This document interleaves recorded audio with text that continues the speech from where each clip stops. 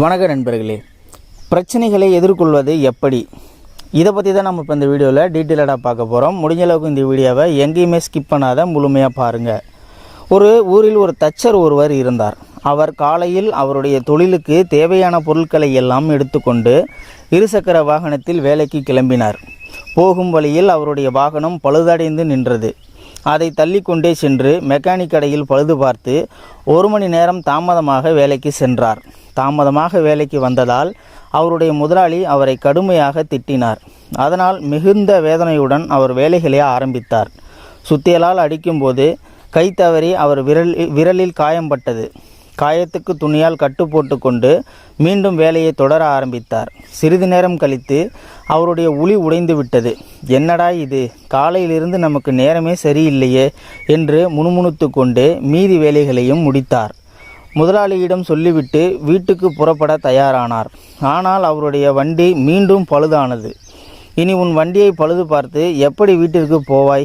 வா, என் வண்டியில் உன்னை வீட்டில் விட்டுவிட்டு வருகின்றேன் என்று முதலாளி சொன்னதும் அவருடன் கிளம்பினார்.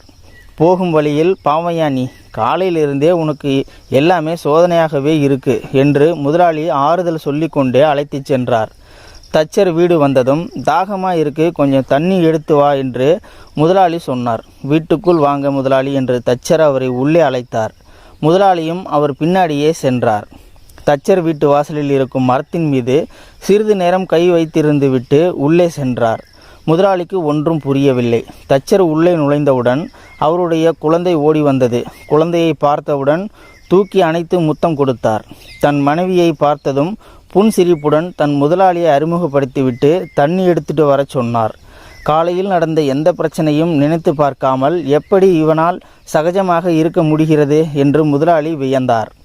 தச்சர் எந்தவித கவலையும் இல்லாமல் குழந்தையுடன் விளையாடி கொண்டு இருந்தார். தண்ணி குடித்துவிட்டு முதலாளி கிளம்ப தயாரானார்.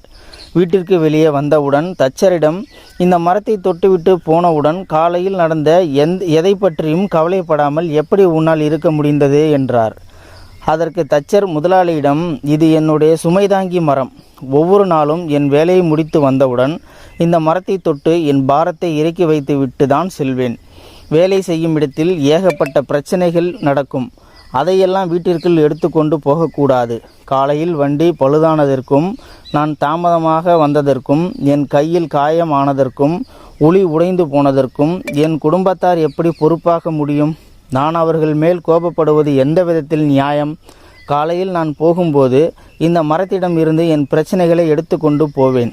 ஆனால் என்ன ஒரு ஆச்சரியம் என்றால், நான் மாலை வந்ததும் இந்த மரத்திடம் என் பிரச்சனைகளை வைத்து விடுவேன்.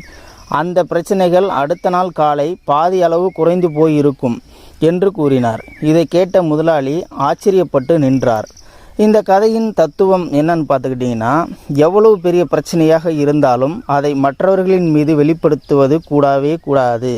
ஸோ நண்பர்களே, இந்த பதிவு பார்த்துட்டு இருக்கிற நீங்கள் இந்த பதிவு பற்றின கருத்துக்களை கீழே இருக்கிற கமெண்ட் செக்ஷனில் மறக்காமல் சொல்லுங்கள். இந்த பதிவு பிடிச்சிருந்தா ஒரு லைக் பண்ணிக்கோங்க. இது போன்ற தகவல்களை நீங்கள் தெரிந்து கொள்ள நம்மளுடைய சேனலை சப்ஸ்கிரைப் பண்ணிக்கோங்க. மறக்காமல் பெல் சிம்பிளையும் கிளிக் பண்ணிக்கோங்க. நன்றி, வணக்கம்.